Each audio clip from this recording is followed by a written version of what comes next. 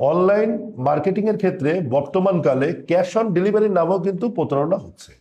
এখন প্রশ্নের জায়গা হলো, ক্যাশ অন ডেলিভারি বলতে আমরা সাধারণত কি বুঝি? আমরা বুঝি যে প্রোডাক্ট আমার হাতে আসবে, আসার পর আমি যাচাই বাছাই করবো, যদি দেখি প্রোডাক্টটা নিব না, তাহলে আমরা কোরিয়ার সার্ভিস দিয়ে কোরিয়ারের ওই লোকের কাছে দিয়ে দেবো, মালটা চলে যাবে, আমার কোনো টাকা পয়সা অতিরিক্ত কিন্তু খরচ হবে না, ডেলিভারি চার্জটা।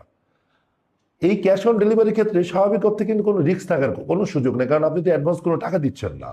তারপরে বর্তমানকালে যেটা দেখা যাচ্ছে যে এই ক্যাশ অন ডেলিভারির মাঝখান দিয়ে অনেক ধরনের প্রতারণার ঘটনা ঘটছে।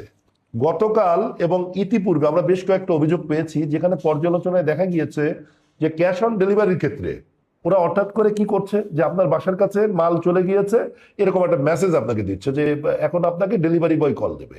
ডেলিভারি ম্যান পরিচয়ে কল দিচ্ছে, ধরেন আপনার বাড়ি হলো যশোর মনিহার সিনেমা হলের সামনে, আপনার এই অ্যাড্রেস তো আপনি আগেই দিয়েছেন, ওরা তখন বলবে যে আমরা চাষরার মোড়ে আসছি, আমি বিভিন্ন পয়েন্টে পয়েন্টে মাল দিয়ে বেড়াচ্ছি, আপনার অ্যাড্রেসটা দেওয়া আছে মনিহার, আপনার অ্যাড্রেসটা কোথায় একটু সঠিকভাবে বলুন। বলার পর আপনাকে বলবো যে ম্যাডাম, আপনাকে একটা ওটিপি পাঠাচ্ছি, এই ওটিপিটা একটু আমাকে বলুন, আমরা কোম্পানিটা ওটিপি না দিলে আপনার এটা আমি ডেলিভারি করতে পারবো না। তখন আপনি ওটিপি দিচ্ছেন, ব্যস্ততার মাঝখানে আপনি তো জানেন যে আপনি ক্যাশ অন ডেলিভারি দিয়েছেন, এটা তো একজন ডেলিভারি বয়, সে একটা ওটিপি দিয়েছে, ঝামেলা কোথায়? বাট এই ওটিপিটা আসলে কোন ওটিপি? এই ওটিপিটা কিন্তু বিকাশ নগদ প্রতারকরা যে ওটিপি পাঠায়, সেই প্রতারকদের দেয়ার ওটিপি।